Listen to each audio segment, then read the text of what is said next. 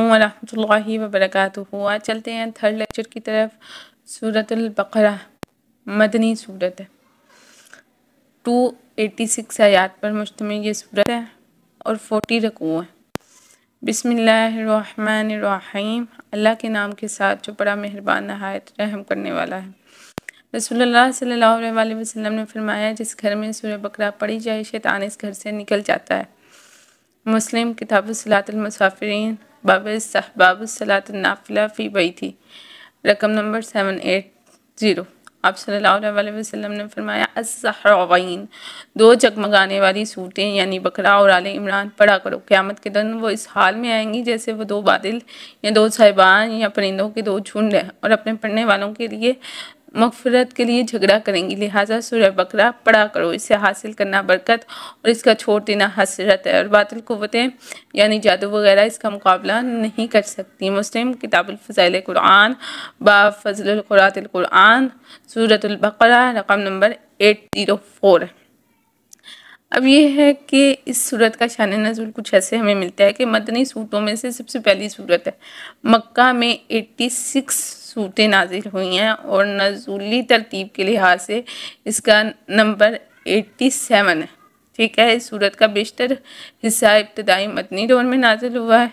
اس کی کچھ آیات بہت بعد کے دور میں نازل ہوئی ہیں، مثلا حرمت سود کی آیات جو کہ 10 ہجری کے جو ہے قریب نازل ہوئی ہیں، ٹھیک۔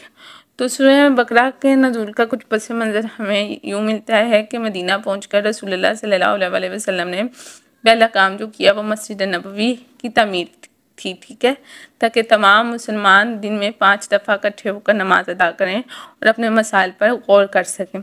دوسرا اہم مسئلہ مہاجرین کی آباد کاری اور ان کے معاش کا تھا، جس کے لیے آپ نے مہاجرین اور انصار میں سلسلہ مواخات قائم فرمایا، ٹھیک ہے، جس کی مثال دنیا میں ہمیں نہیں ملتی۔ تیسرا اہم مسئلہ مدینہ کی ایک چھوٹی سی نوخیز اسلامی ریاست کے دفاع کا تھا، کیونکہ اب مشرکین مکہ کے علاوہ دوسرے مشرک قبائل بھی مسلمانوں کو صفائے ہستی سے مٹانے پر تلے ہوئے تھے۔ خود مدینہ میں یہود مسلمانوں کے اس لیے دشمن بن گئے تھے کہ آنے والا نبی سیدنا اسحاق کی اولاد کے بجائے سیدنا اسماعیل علیہ السلام کی اولاد سے کیوں مبعوث ہوا ہے۔ یہود کے 3 قبائل بنو قینقاع، بنو نذیر اور بنو قریظہ مدینہ میں آباد تھے، جو آپس میں پھٹے ہوئے تھے، ٹھیک ہے، اور مدینہ کے مشرکوں کے 2 مشہور قبائل اوس اور خزرج کے حلیف بن کر انہیں لڑاتے رہتے تھے۔ آپ صلی اللہ علیہ وسلم نے سب سے پہلے یہودیوں کو ہی ایک مشترکہ مفاد کی طرف دعوت دی، اور وہ مفاد تھا مدینہ کا دفاع، جس کی اہم دفعات یہ تھی کہ اگر مدینہ پر باہر سے حملہ ہوا تو مسلمان اور یہود مل کر دفاع کریں گے۔ دوسرا یہ کہ مسلمان اور یہود دونوں حصہ رسی اخراجات برداشت کریں گے۔ تیسرا یہ کہ مسلمانوں اور یہودیوں کے درمیان کسی طرح کے بھی جھگڑے کی صورت میں حکم رسول صلی اللہ علیہ وسلم کی ذات ہوگی، ٹھیک ہے، یعنی حاکم آپ ہوں گے۔ یہود کے لیے بظاہر ایسی شرائط کو تسلیم کر لینا ناممکن نظر آ رہا تھا، کیونکہ وہ مدینہ کی معیشت اور سیاست پر پوری طرح چھائے ہوئے تھے، مگر یہ اللہ کی خاص مہربانی اور ان کی باہمی نا اتفاقی کا نتیجہ تھا کہ یہودی قبائل باری باری اور مختلف اوقات میں اس معاہدے کو تسلیم کرتے چلے گئے۔ اس طرح جب یہ ریاست اپنے پاؤں پر کھڑی ہوئی تو مسلمانوں اور کافروں کے علاوہ ایک تیسرا مفاد پرستوں کا طبقہ بھی جو ہے نا وجود میں آ گیا، جنہیں منافقین کا نام دیا گیا۔ اس سورت کی ابتدا میں انہیں گروہوں کا ذکر ہے، مسلمانوں کا، کافروں کا اور منافقین کا، اور یہی اس کا زمانہ نزول بھی ہے۔ دوسرا یہ ہے کہ سورہ بقرہ کو بقرہ اس لیے کہا جاتا ہے کہ بقرہ عربی میں گائے کو کہا جاتا ہے، اور اس سورت میں آگے چل کے ایک گائے کا تذکرہ ہے، اس وجہ سے اس سورت کو سورہ بقرہ کہا جاتا ہے، ٹھیک ہے۔ اس سورت کا آغاز ہوتا ہے الف لام میم سے، حروف مقطعات۔ قرآن کی 29 سورتوں کی ابتدا میں ایسے حروف استعمال ہوئے ہیں، ٹھیک ہے، جنہیں حروف مقطعات کہتے ہیں، 3 حرفی، ٹھیک ہے، سورہ صاد والقرآن میں، سورہ قاف والقرآن میں، سورہ نون والقلم میں، اور 9 جو ہیں 2 حرفی ہیں، جن میں سے سورہ مومن، حامیم تنزیل الکتاب، سورہ سجدہ، حامیم تنزیل من، اور سورہ زخرف، حامیم والکتاب المبین، پھر سورہ دخان، حامیم والکتاب المبین، ٹھیک، سورہ جاسیہ، حامیم تنزیل الکتاب، الاحقاف، حامیم تنزیل الکتاب، طٰہٰ، ٹھیک ہے، نمل، طاسین، تلک آیات الکتاب المبین، یاسین والقرآن الحکیم، پھر جو ہے حرفی ہیں، ٹھیک ہے۔ سورہ یونس میں الف لام را تلک آیات، سورہ ہود میں جو ہے استعمال ہوئے، ٹھیک۔ ایسے دیگر کئی صورتوں میں یہ حروف آئے ہیں، ٹھیک ہے۔ مجموعہ احادیث میں کوئی بھی ایسی متصل اور صحیح حدیث نہیں جو ان حروف کے معنی اور مفہوم پر روشنی ڈالتی ہو، لہٰذا انہیں وما یعلم تاویلہ الا اللہ کے زمرہ میں شامل کرنا سب سے بہتر ہے۔ ان کے متعلق جو اقوال ملتے ہیں حدیث میں وہ یہ ہیں کہ ایک اور یہ ہے کہ یہ حروف اللہ تعالیٰ کے نام ہیں، مگر احادیث سیئہ سے یہ معلوم ہوتا ہے کہ اللہ تعالیٰ کے 99 نام ہیں، اور جو نام ان میں ہیں ان حروف کا اس میں کوئی ذکر نہیں ہے۔ ایک قول ہمیں یہ بھی ملتا ہے کہ یہ اللہ تعالیٰ کے ناموں کے ابتدائی حصے ہیں جن کو ملانے سے اللہ تعالیٰ کا کوئی نہ کوئی نام بن جاتا ہے، جیسے الف لام را اور حامیم، ٹھیک ہے، اور نون کو ملانے سے اور رحمان بن جاتا ہے۔ یہ وجہ بھی کچھ درست معلوم نہیں ہوتی، کیونکہ رحمان میں میم اور نون کے درمیان ایک الف ہے جس کو لکھتے وقت تو کھڑی زبر سے کام چلا کر حذف کیا جا سکتا ہے، مگر تلفظ میں تو حذف نہیں نہ کیا جا سکتا۔ اس کے علاوہ یہ ایک لفظ تو بن گیا، اب اگر مزید کوشش کی جائے تو شاید ایک آدھ لفظ اور بن جائے۔ سارے حروف کو اس انداز سے ترتیب دینا کہ اس سے اللہ تعالیٰ کے نام بن جائے ناممکن سی بات پتہ چلتی ہے، ٹھیک ہے۔ تو ایک اور یہ بھی ہے کہ رسول اللہ صلی اللہ علیہ وسلم کے نام ہے اور اس سلسلے میں بالخصوص طٰہٰ اور یاسین کا ذکر کیا جاتا ہے۔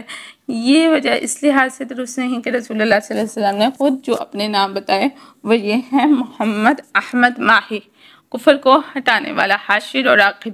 بخاری کتاب تفسیر سورۃ الصف رقم نمبر 4896۔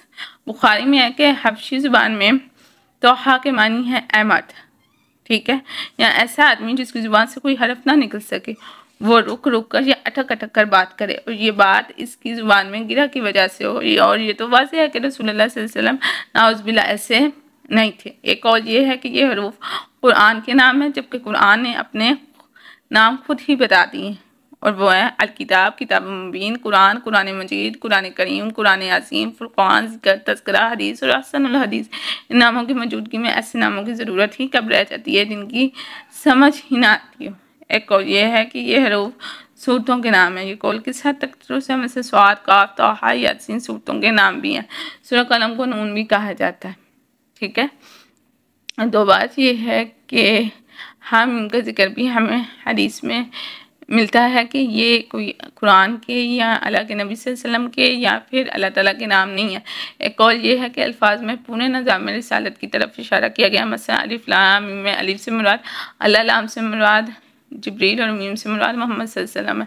یہ بھی ایسی وجہ ہے جس سے تمام حروف مقطعات پر لاگو نہیں کیا جا سکتا۔ ایک قول یہ ہے کہ یہ حروف کفار کے لیے چیلنج کی حیثیت رکھتے ہیں کہ دیکھ لو انہی منفرد حروف سے تم اپنے کلام کو ترکیب دیتے ہو، پھر تمہارے اور اللہ تعالیٰ کے کلام میں اتنا فرق ہے کہ تم سب مل کر بھی قرآن کے مقابلے میں ایک سورت 20 جیسی پیش نہیں کر سکتے۔ یہ وجہ اس لحاظ سے درست نہیں کہ جب ان الفاظ کا ٹھیک مفہوم متعین ہی نہیں تو پھر چیلنج کیسا۔ ایک اور یہ بھی ہے کہ بحساب جبل ان حروف کے عدد نکال کر جمع کرنے سے اس امت کی جو ہے نا عمر یا قیامت کی آمد کی مدت کا اشارہ پایا جاتا ہے۔ یہ وجہ انتہائی غیر معقول ہے۔ ایک تو جمل کے حساب کی شرح کچھ حیثیت نہیں ہے، دوسرا انسان کے پاس کوئی ایسا علم یا ایسا ذریعہ موجود ہونا ناممکن ہے جس سے قیامت کی آمد کے مخصوص وقت کا حساب لگایا جا سکے۔ ایک قول یہ ہے کہ حروف طویل جملوں یا ناموں کے ابتدائی حروف یا مخففات ہیں، ان کا مفہوم صرف رسول اللہ صلی اللہ علیہ وسلم ہی جانتے تھے اور کوئی نہیں جان سکا۔ تو یہ اور معبود کے درمیان راز و نیاز کی باتیں ہیں۔ یہ ایسی توجیہ ہے جس کے متعلق ہم یہی کہہ سکتے ہیں کہ واللہ عالم۔ اور ایک اور یہ ہے کہ یہ حروف اللہ تعالیٰ کے سربستہ راز ہیں جو اگرچہ ٹھوس حقائق پر مبنی ہیں، لیکن ہم ان پر مطلع ہونا انسان کے بس کی بات ہی نہیں ہے۔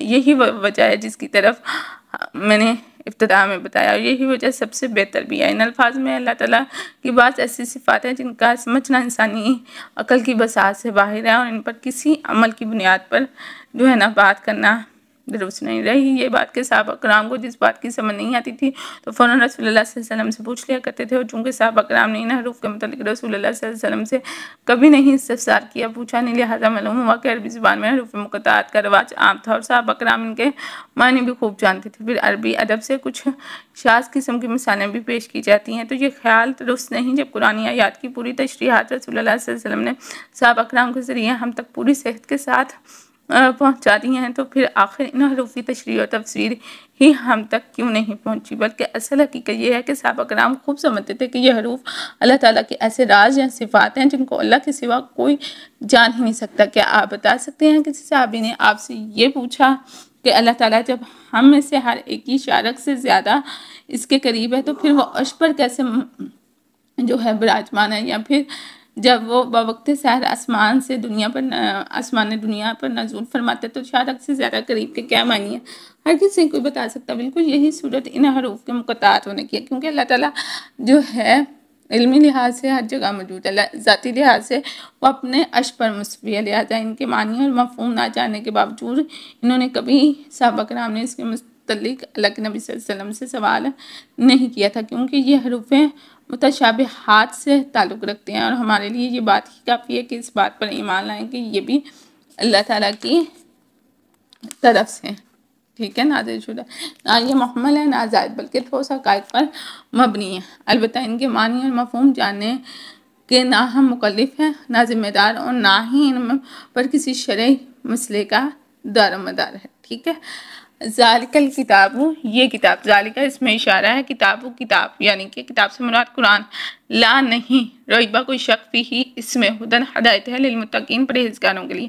اس کتاب قرآن کریم کے منزل من اللہ ہونے میں، اس کے نبی کے دل پر اترنے اور نبی صلی اللہ علیہ وسلم کے اس پیغام کو لوگوں تک پہنچا دینے میں کسی مقام پر شک و شبہ کی کوئی گنجائش نہیں، کیونکہ یہ سب امور اللہ تعالیٰ کی براہ راست نگرانی میں طے پا رہے ہیں۔ ریب کا لغوی معنی ہوتے ہیں، ریب بیسیکلی ایسے شک کہتے ہیں جس میں اضطراب ہو، خلجان کا عنصر بھی شامل ہو، ایسا شک جو انسان کو بے چین کر دے۔ کفار مکہ کے قرآن کے نزول پر دو طرح کے اعتراضات تھے، ایک یہ کہ محمد صلی اللہ علیہ وسلم خود ہی اس کو تصنیف کر کے ہمیں یہ کہہ دیتے ہیں کہ یہ کلام منزل من اللہ، کہ اللہ کی طرف سے نازل شدہ ہے، اور دوسرا اعتراض یہ تھا کہ یہ قرآن دوسرے عالموں سے سیکھ کر، یعنی یہودیوں سے یا نصارہ سے سیکھ کر ہمیں سنا دیتے ہیں اور کہتے ہیں کہ یہ منزل من اللہ ہے۔ اگر بات اتنی ہی ہوتی تو خلجان اور اضطراب کا کوئی عنصر اس میں شامل ہی نہیں ہوتا، مگر مشکل یہ تھی کہ قرآن جو دعوت پیش کر رہا تھا اس میں سب سے زیادہ زور ہی عقیدہ آخرت اور اخروی باز پرست کا دیا گیا تھا، ٹھیک ہے، جبکہ قرآن جو ہے واضح دلیل ہے۔ کفار مکہ جو ہے موت کے بعد انہیں دوبارہ زندہ ہونے اور حساب کتاب دینے کا انکار تھا، بعد موت کے کلی طور پر وہ جو ہے نا منکر تھے، اور انہی اضطراب اور بے چینی جو ہے نا اس بات پر تھی کہ اگر بالفرض قرآن کی دعوت سچی ہے تو پھر ان کی خیر نہیں ہو۔ ان کے اسی اضطراب اور خلچان کو دور کرنے کے لیے اس صورت کو اللہ تعالیٰ نے تمہید کے طور پر نازل کیا۔ اس کتاب کا اللہ تعالیٰ کی طرف سے نزول اور اس کے ٹاپکس سب کچھ قطعی اور یقینی ہے، اور اس پر ایمان لانے والوں کو کسی قسم کا شک، شبہ، ریب، تردد، اضطراب اور خلچان باقی نہیں رہتا۔ لہٰذا اللہ تعالیٰ فرماتے ہیں تمہارے اضطراب اور خلچان کا یہی علاج ہے کہ تم اسے تسلیم کر کے اس پر ایمان لے آؤ، کیونکہ لا کا معنی لگا ریب سے پہلے کبھی بھی نہیں، کوئی شک ہو ہی نہیں سکتا، ٹھیک ہے۔ ہدایت ہے یہ متقی لوگوں کے لیے۔ کیا قرآن صرف متقین کے لیے ہدایت ہے؟ یہ سب کے لیے۔ اس مقام پر اللہ تعالیٰ فرماتے ہیں کہ یہ کتاب ڈرانے والوں یا متقین کے لیے ہدایت ہے، اور ایک دوسرے مقام پر اسی قرآن کو ہدی للناس تمام لوگوں کے لیے ہدایت کہا گیا ہے۔ اس کی مثال یوں سمجھیے جیسے کہ ایک مقرر کسی جلسے میں سب حاضرین کو مخاطب کر کے نہایت قیمتی معلومات بتائے اور انہیں ہدایت دے، لیکن ان سے تمام حاضرین یکساں مستفیض نہیں ہو سکتے، فائدہ نہیں اٹھا سکتے، بلکہ ہر شخص اپنی بساط کے مطابق، اپنی کیپیبلٹیز اور اپنی طاقت کے مطابق ہی فائدہ حاصل کرے گا اور اس پر عمل پیرا ہوگا۔ بعض ایسے بھی ہوتے ہیں جن پر کوئی اثر ہی نہیں ہوتا ہے۔ یہی صورت قرآنی ہدایت کی بھی ہے۔ ان سے صرف ڈرنے والے یا متقین ہی ہدایت حاصل کرتے ہیں، ٹھیک ہے۔ اگلی 3 آیات میں اللہ تعالیٰ نے وہ اوصاف اور شرائط بیان کی ہیں جو متقین کے لیے ضروری ہیں، ٹھیک ہے۔ الذین یؤمنون بالغیب، وہ لوگ کہ جو ایمان لاتے ہیں ساتھ غیب پر، ویقیمون الصلاۃ، اور وہ قائم کرتے ہیں نماز، ومما رزقناہم ینفقون، اور وہ جو رزق ہم نے انہیں دیا وہ خرچ کرتے ہیں۔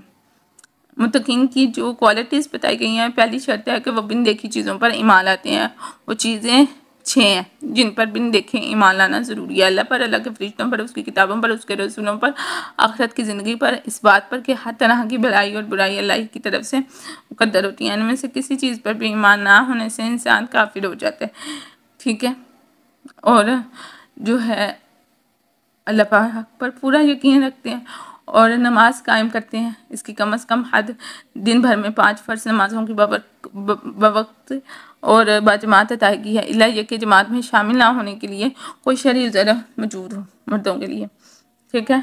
اور پھر اللہ تعالیٰ نے جو دیا اس میں سے اللہ کے راہ میں خرچ کرتے ہیں۔ رزق سے مراد سے مال و دولت ہی نہیں ہے بلکہ ہر وہ نعمت جو جسم یا روح کی پرورش میں مددگار ثابت ہو۔ اگر اللہ نے کسی کو علم اور ہنر دیا ہے تو وہ دوسروں کو بھی سکھائے، جوانی اور صحت دی ہے تو اسے جہاد یا ضعیفوں کی مدد کرنے میں خرچ کرے، اور مال و دولت ہے تو اسے فقراء، یتیموں، مسکینوں وغیرہ پر خرچ کرے، اور اس خرچ کی کم از کم حد فرضی صدقہ یعنی زکوٰۃ ادا کرنا ہے۔ اور بلند تر درجہ یہ ہے کہ جو کچھ ضرورت سے زائد ہو وہ اللہ تعالیٰ کی راہ میں خرچ کرتے، ٹھیک ہے۔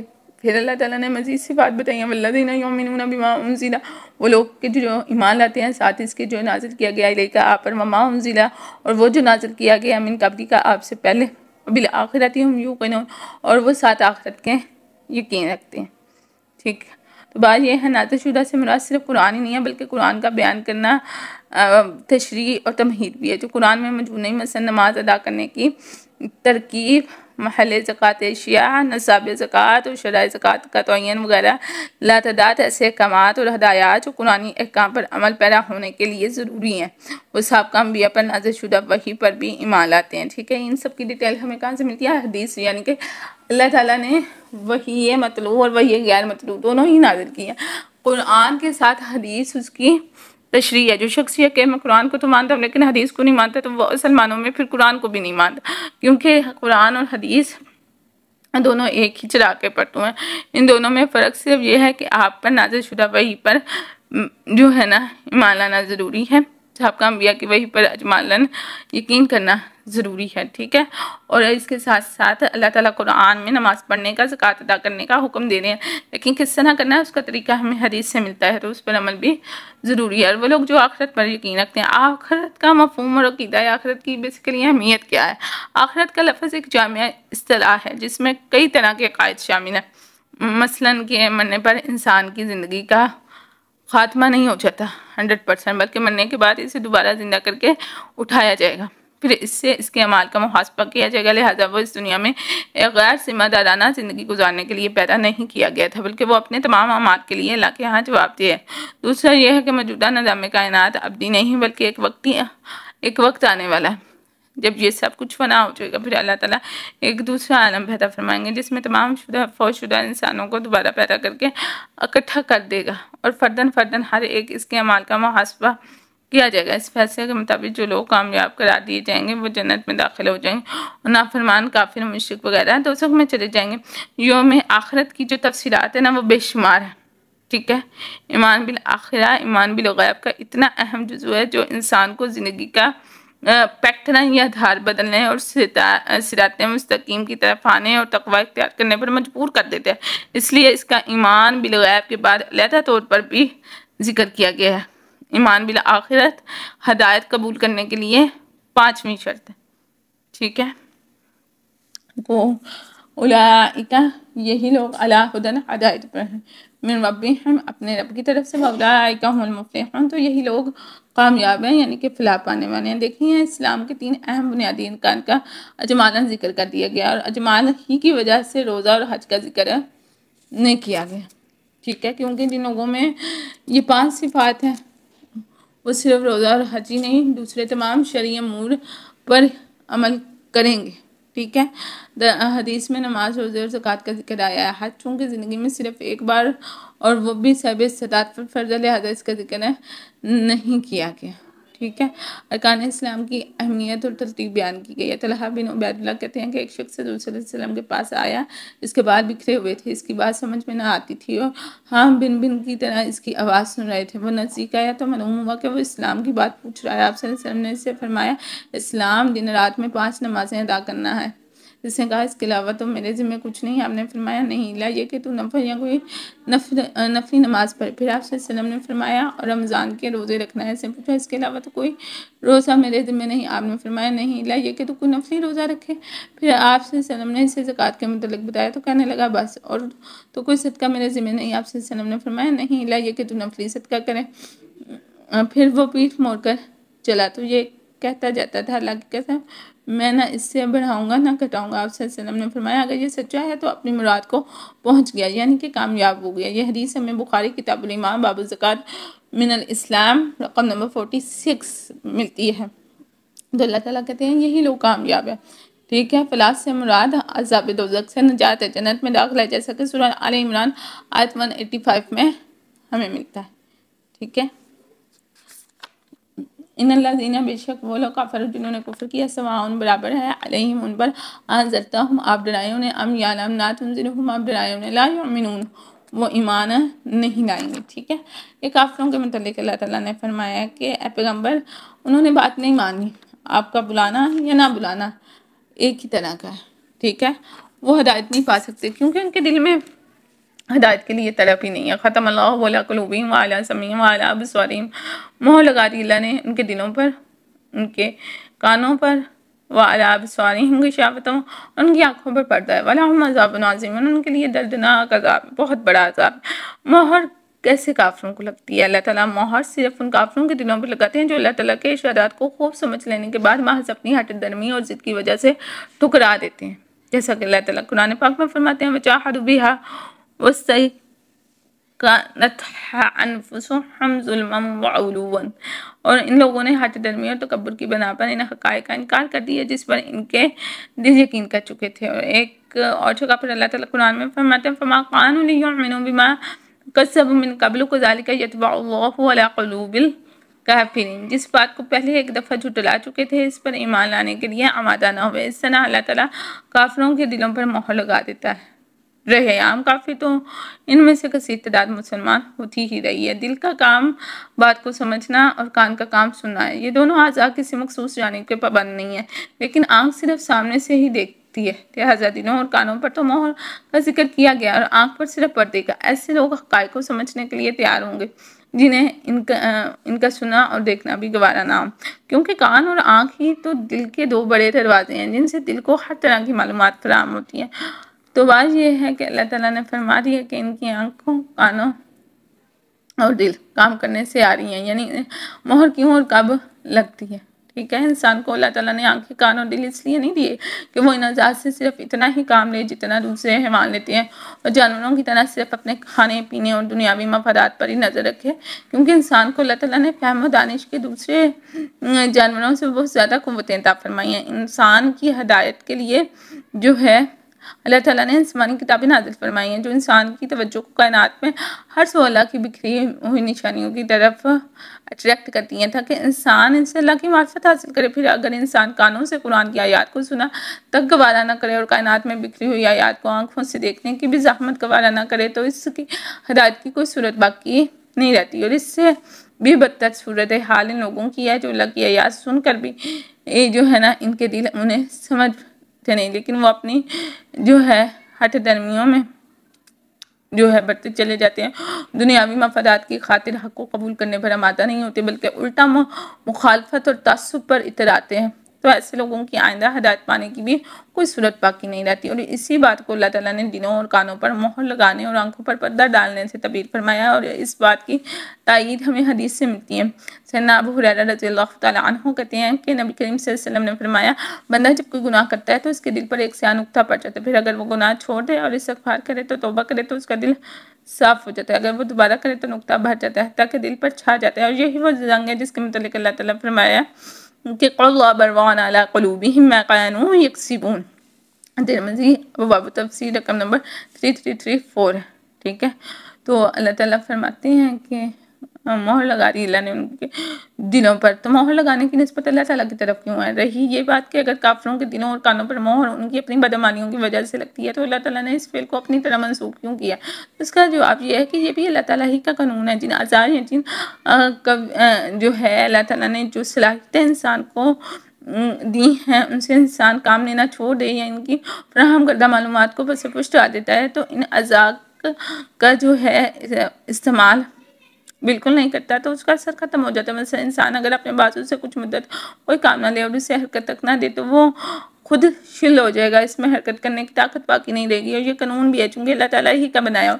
اب ہمارا دماغ ہے، کچھ لوگ بالکل ہی استعمال نہیں کرتے، ٹھیک ہے، تو ان کے دماغ میں کوئی صلاحیت ہی نہیں پیدا ہوتی. اور کچھ لوگ تھوڑا تھوڑا استعمال کرتے ہیں تو چلو وہ چلتا رہتا ہے، اور کچھ لوگ بہت زیادہ استعمال کرتے ہیں، ان کے لیے نفع بخش بھی ہو جاتا ہے اور کبھی کبھی نقصان دہ بھی. لہٰذا اس فعل کی نسبت اللہ تعالیٰ کی طرف درست ہوئی گا، چاہے یہ انسان کے اپنے ہی جو ہے نا برے اعمال کا نتیجہ ہے کہ اس کے دل پر مہر لگا دی جاتی ہے، لیکن اس کے بارہا دفعہ گناہ کی وجہ سے ایسا ہوتا ہے. وہ یہ نہیں سمجھتے کہ اگر وہ اللہ اور مومنوں سے دغا بازی کرنا چاہیں بھی تو ایسا کر نہیں سکتے، کیونکہ اللہ تو دلوں کے راز جاننے والا ہے. اور وہ یہ نہیں سمجھتے کہ اگر اللہ مواخذہ کرنے پر آئے تو بڑا سخت مواخذہ کرے، اور ان ارادوں اور حقیقات سے مسلمانوں کو اپنے رسول صلی اللہ علیہ وسلم کے ذریعے مطلع کر دیتا ہے. اس طرح ان کی دغا بازی کا وبال انہی پر ہی پڑے گا. آخر دعوانا الحمدللہ رب العالمین.